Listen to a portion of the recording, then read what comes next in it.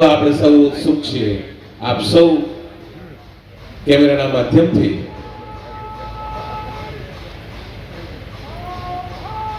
માનનીય જિલ્લા વિકાસ અધિકારી અને ઇન્ચાર્જ કલેક્ટર શ્રી શિવાની ગોહિયાસોની ક્ષણમાં જોડાઈએ કેમેરાના માધ્યમથી આપણે જોઈ રહ્યા છીએ બારડોલી સુગરના તમામ ડિરેક્ટરશ્રીઓ માનનીય રાજપાલ શ્રી આચાર્ય દેવવ્રતજીને વેલકમ કરી રહ્યા છે.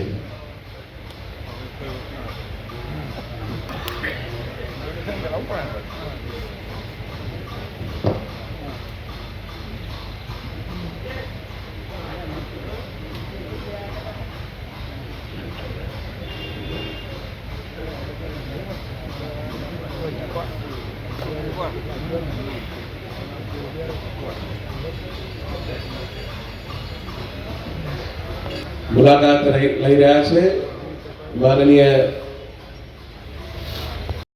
દ્વૈતનું અદ્વૈત સાથે મિલન છે પરમાત્મા સાથેની ગોઠવણી છે. તમસોમાં જ્યોતિર્ગમય અંધકારથી અજવાળા તરફ જવાની આપણી સંસ્કૃતિ આપણો વૈભવ. આવા સોહામણા કાર્યક્રમને વિધિવત રીતે દીપ પ્રજ્વલન કરીને આજના પ્રાકૃતિક કૃષિ પરિસંવાદ કાર્યક્રમને આપણે ખૂબ બધી તાળીઓના ગુંજારાથી સહભાગી બનીએ.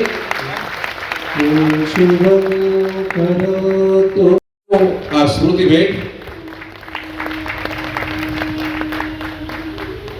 આપણા એમપી શ્રી અને એમએલએ શ્રી સુંદર મજાનું સરદારનું પુસ્તક અર્પણ કરી રહ્યા છે અને આ સ્મૃતિ ભેટ તમામ મંચસ્થ મહાનુભાવોને વિનંતી છે કે માનનીય સાહેબ શ્રીને આ સ્મૃતિ ભેટ અર્પણ કરશો. આપણે ખૂબ બધી તાળીઓ છે. ધન્યવાદ. અને હવે આપ સૌ જેમને સાંભળવા ઉત્સુક છો અને જેમના कार्यक्रम में उपस्थित आदरणीय प्रभु भाई वसावा जी, सांसद बारडोली, माननीय श्री ईश्वर भाई परमार जी, विधायक बारडोली, माननीय श्री भीखा भाई पटेल जी, अध्यक्ष सूरत जिला सहकारी संघ, माननीय श्री भावेश भाई पटेल जी, उपाध्यक्ष बारडोली शुगर मिल, आदरणीय मानसिंह भाई पटेल जी, अध्यक्ष सुमूल डेयरी सूरत, माननीय श्री केतन भाई पटेल जी, उपाध्यक्ष राष्ट्रीय सहकारी चीनी कारखाना संघ लिमिटेड दिल्ली, माननीय श्री बलवंत भाई पटेल जी, अध्यक्ष सूरत डिस्ट्रिक्ट कोऑपरेटिव बैंक, माननीय Shri Hem Prakash ji, managing director Bardoli sugar factory, और यहाँ पर उपस्थित बहुत ही सम्मानित मेरे प्यारे किसान भाइयों और बहनों, सबसे पहले लगभग 6ठा वर्ष मेरे को गुजरात में हो गया है. मेरे जीवन का एक नियम रहा है, अपने लिए मैं कभी किसी का समय खराब नहीं करता. सदा मैं सब जगह समय पर पहुंचता हूं. 6 वर्ष में पहली बार हेलीकॉप्टर के पायलट ने कहा कि हमें दिखाई कुछ नहीं दे रहा तो मैं उड़ूं कैसे. इस कारण आप लोगों को पहली बार मेरी प्रतीक्षा करनी पड़ी. मैं इसके लिए आप सब से क्षमा चाहता हूं क्योंकि मैं देरी से आया हूं, कारण कुछ भी रहा हो. आज मेरे से पहले आप लोगों ने प्राकृतिक खेती के संबंध में विस्तार में जानकारी जरूर ली होगी. पिछले दिनों भावेश भाई पटेल कई बार मेरे से मिलते रहे और जो शुगर फैक्ट्री है इसकी भी विस्तृत जानकारी दी. आज हमारे शुगर फैक्ट्री के सभी डायरेक्टर्स यहाँ पर उपस्थित हैं और आप सबके चेहरे से मैं अनुमान लगा रहा हूँ कि आप बड़े प्रबुद्ध और प्रगतिशील किसान हैं. ठीक है कि नहीं? क्योंकि इतने साफ सुथरे किसान पहली बार मैं देख रहा हूं.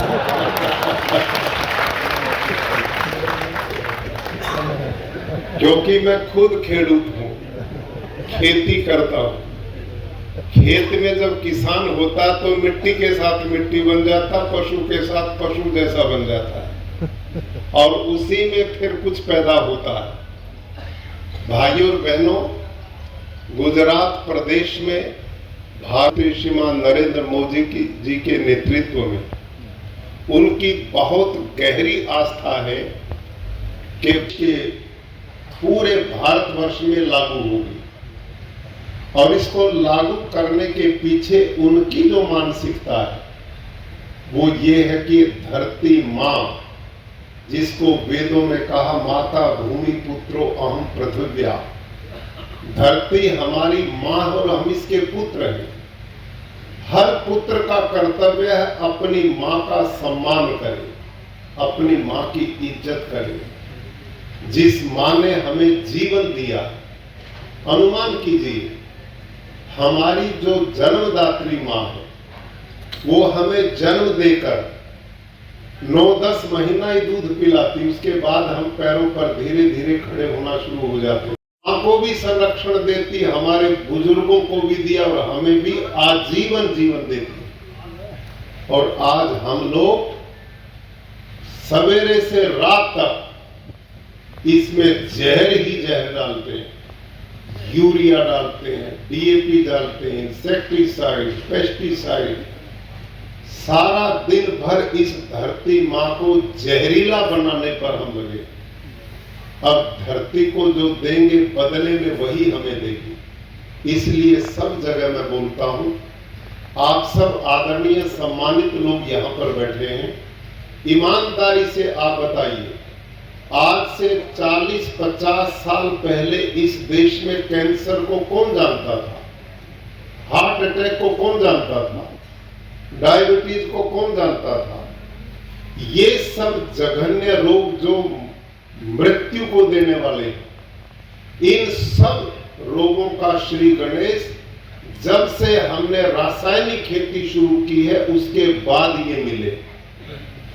आप थोड़ी सी आमदनी की बात करते हैं, लेकिन जिस आय को आप यूरिया डीएपी से ज्यादा बढ़ा रहे हो, वो ज्यादा आमदनी उससे ज्यादा डॉक्टरों के यहाँ जा रही है, दवाइयों में जा रही है, बीमारी के दुख दर्द में जा रही है। और सबसे बड़ी चिंता की बात जो मेरे और आपको करनी चाहिए, हर धरती के उस जिम्मेदार नागरिक को करनी चाहिए कि आप आने वाली पीढ़ियों को देंगे क्या? बंजर धरती, धरती के नीचे पानी की बूंद नहीं बचे, बच्चों के लिए सांस लेने की हवा नहीं बचे, ऐसा वातावरण आप और मैं बना रहे हैं कि आने वाली पीढ़ियां हमें कभी माफ नहीं करेगी। वो कहेंगे हमारे बड़ेले कैसे थे कि जिन्होंने हर स्वस्थ व्यक्ति को बीमार करके अस्पतालों में पहुंचा दिया। आज हमारी जन्मदात्री मां के दूध में भी यूरिया मिल रहा है या नहीं, उसको भी कैंसर है।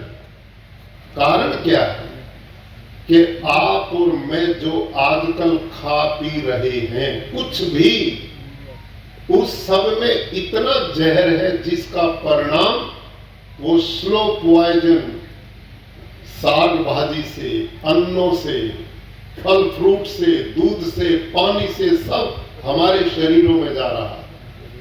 अभी 6 महीना पहले 2 एग्रीकल्चर यूनिवर्सिटी हैं देश में, एक तेलंगाना और एक पश्चिमी बंगाल। वहां के 12 एग्रीकल्चर साइंटिस्ट वैज्ञानिक ने एक रिपोर्ट दी। उन्होंने केवल 2 अनाजों पर रिसर्च किया। ये आईसीआर के साइंटिस्ट हैं, और उन्होंने क्या बताया कि इस समय भारत में गेहूं और चावल जो सबसे ज्यादा पेट भरने के काम में लाए जाते हैं, इन दोनों ही अनाजों में 45% पोषक तत्व है ही नहीं। सोचिए आप, ये मेरी रिपोर्ट नहीं, ये कृषि वैज्ञानिकों की रिपोर्ट है कि इस समय आप जो गेहूं खाते हैं, आप जो चावल खाते हैं, उसमें 45% पोषक तत्व बचे ही नहीं है, और साथ में लिखा है उनमें लेड, आर्सेनिक जैसे जहर की मात्रा भारी मात्रा में पहुंच गई है। और उसका कारण 2 दिए उन्होंने। उसके 2 कारण, एक हाइब्रिड बीज का प्रयोग, ज्यादा पैदावार लेने के लिए हाइब्रिड का प्रयोग बीज का, और दूसरा बताया जरूरत से ज्यादा यूरिया, डीएपी, पेस्टिसाइड, इंसेक्टिसाइड का प्रयोग। इन दोनों ही कारणों से यह हालत है। अब सोचिए, यहां एक चालाकी है, इसको भी समझना है। उन्होंने केवल 2 ही अनाजों पर रिसर्च किया, गेहूं और चावल पे। लेकिन आप सबसे मैं पूछता हूं, उन साइंटिस्ट से भी मेरा नम्र निवेदन है जिन्होंने रिसर्च किया, जो गेहूं चावल आपने रिसर्च किया वो उसी धरती में ही तो होते जिसमें फ्रूट भी होते, साग भाजी भी होते, बाकी सब अनाज भी तो इसी धरती में है। जब इन 2 अनाजों में कुछ नहीं बचा तो बाकी में क्या बचा होगा, वो भी ऐसे ही है। समझ में आया कि नहीं बात? ये तो सब में ही कुएं में भांग पड़ गई है, सब जगह जहर है। और इसी का परिणाम आज धरती पर स्वस्थ आदमी बड़े कम रह गए, सब स्लो पॉइजन। 20-20 साल के बेटे बेटियों को हार्ट अटैक होके गिर रहे हैं। 10वीं 12वीं क्लास में पढ़ने वाले बच्चे सीढ़ियों पे चढ़ रहे, चढ़ते गिर गए, मर गए, ग्राउंड में खेलते गिर गए, मर गए, कोई नाच रहा गिर गया और मर गया। पहले भी आपने देखा क्या कभी ये काम? आज काम घुटनों से करते नहीं, घुटने से बदलवा रहे हैं। देखो मजे की बात, काम कुछ नहीं, घुटनों से ना। पहले पैदल चलते थे, ऊपर नीचे उठते बैठते थे। हमारी ये बहनें भी रसोड़ा में बैठ करके चूल्हे के ऊपर 10 बार खड़ी होती थी, 10 बार बैठती थी वो लेने के लिए। अब तो इन्होंने भी घुटने को डायरेक्ट स्टैंड अप कर दिया, खड़े खड़े सजा भोग रहे और सब घुटने बदलवा रहे। अपने बुजुर्गों को याद करो, जितना बुढ़ापे किसी ने घुटने बदलवाए थे क्या? कोई टेढ़ा मेढ़ा चलता था क्या? सब ठीक ठाक थे। और उन साइंटिस्ट, एक और रिसर्च आई है भारत में क्या, लेकिन अंदर से खोखले हो रहे हैं, अंदर कोई शक्ति नहीं है, देखने में बड़े मजबूत लगते हैं। ये इस